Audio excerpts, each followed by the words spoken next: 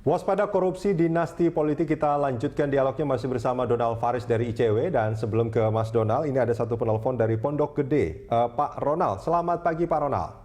Iya, selamat pagi Mas. Terima kasih.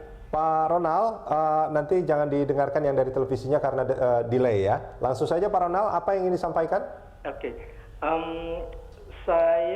Halo? Ya, lanjutkan Pak Ronald. Oke, saya nggak begitu setuju dengan Bapak yang dari Kalimantan tadi, Ya. karena kita berpegang dengan selama ini yang kita selalu dengar bahwa buah itu nggak jatuh jauh dari pohonnya.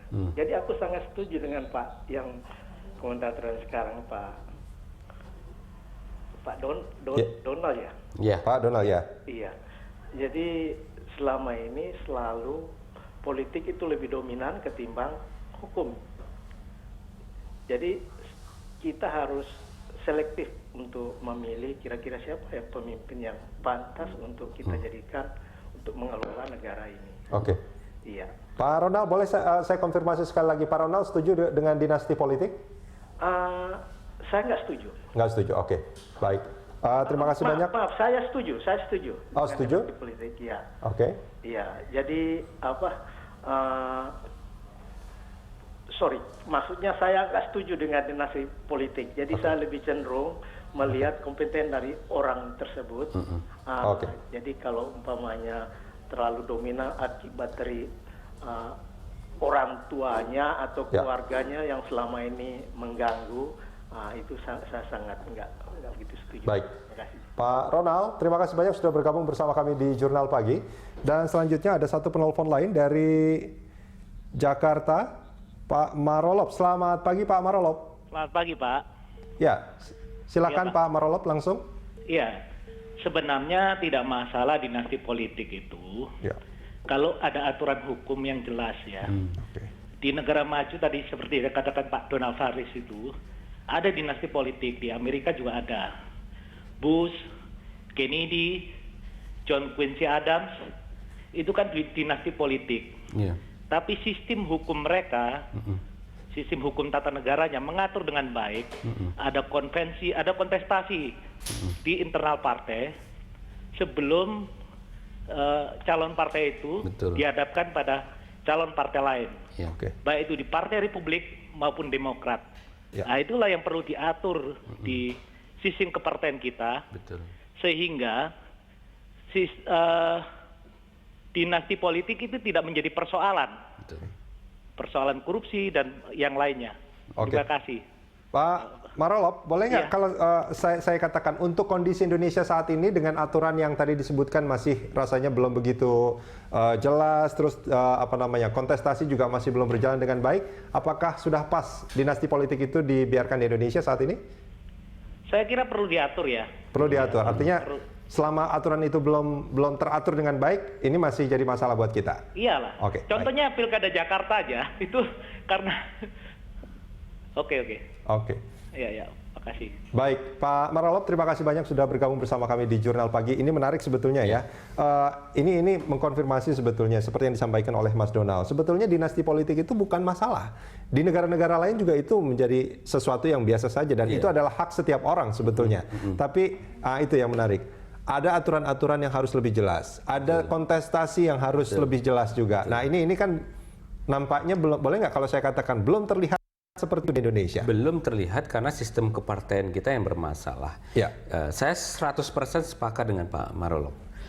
Yang membedakan kontestasi di Indonesia, di banyak negara seperti Amerika yang saya contohkan di segmen awal tadi, mereka tumbuh dari bawah. Orang bisa mencalonkan diri, kemudian maju dalam kontestasi, sekalipun dia tidak disenangi oleh elit-elit partai mereka. Trump sangat dibenci oleh elit-elit partai Republikan. Di kita justru yang terjadi sebaliknya.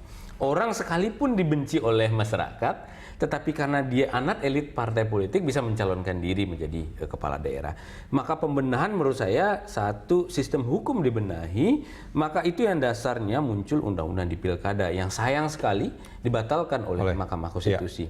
Kenapa diberikan jeda selama 5 tahun, mendatar, ke samping, ke bawah, orang-orang yang terindikasi bagian dari jaringan kerabatan dan kekeluargaan karena pernikahan dan darah, agar kemudian sistem kontestasinya terbuka. Ya. Incumbent tidak menggunakan aksesnya supaya istrinya dipilih. Yang banyak terjadi kan seperti itu, Mas Budi. Jadi yang terjadi walau suaminya itu adalah mantan kepala daerah 2 periode, mantan bupati 2 periode, kemudian nggak bisa lagi nyalon, istri yang disuruh maju. Mesin partai karena dia biasanya ketua, kalau kepala daerah dia juga merangkap menjadi ketua DPD partai setempat, maka dia yang diusung istrinya untuk dipilih dan disokong seperti itu. Dan akhirnya apa yang terjadi? Secara formal istrinya adalah bupati, tapi secara informal dia yang mengatur dan menguasai kebijakan-kebijakan daerah. Ya.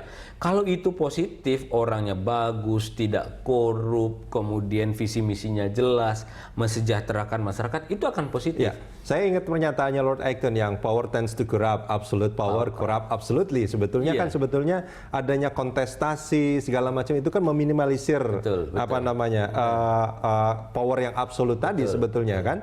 Nah ini artinya seperti tadi Pak Ilham juga Pak Ronald juga mengatakan, Pak Marolop juga mengatakan, selama aturan-aturan itu belum jelas, selama kontestasi itu juga yang setuju oleh mengkonfirmasi Mas Donald tadi bahwa kontestasinya itu tidak ada, maka memang dinasti politik ini sebaiknya kita hindari. Kita hindari. Kontestasinya harus dibagi dua, Mas Rudi. Tidak hanya kontestasi di pilkada, tapi di kontestasi di partai. Itu yang paling penting, Mas Rudi. Tidak sekonyong-konyong tanpa ada kontestasi di partai, orang ditunjuk menjadi calon kepala daerah karena hubungan keluarga tadi. Yang paling parah justru yang terjadi di kita adalah kandidasi buying, dan itu KPK, internal partai politik, tapi tentu dia tidak mau membukanya secara publik. Tapi di internal partai politik sendiri yang memang juga berbicara demikian, melihat bahwa kandidasi buying atau jual beli pencalonan atau yang akrab di kita itu adalah mahar politik, itu adalah nyata. Jadi kontestasi di internal partai harus dibuka dulu, baru kemudian kita meloncat masuk ke kontestasi di publik dalam hal secara formal pemilu. Tapi kalau ini ditutup, kontestasi di internal partai ditutup, maka kontestasi di publik dia hanya akan semu. Karena orang tidak disodorkan yang berkualitas, berintegritas, tapi disodorkan karena keluarga, karena uang. Dan potensi korupsinya itu besar. Pasti. Mas Donald, terima kasih banyak sudah bergabung bersama kami di Jurnal Pagi.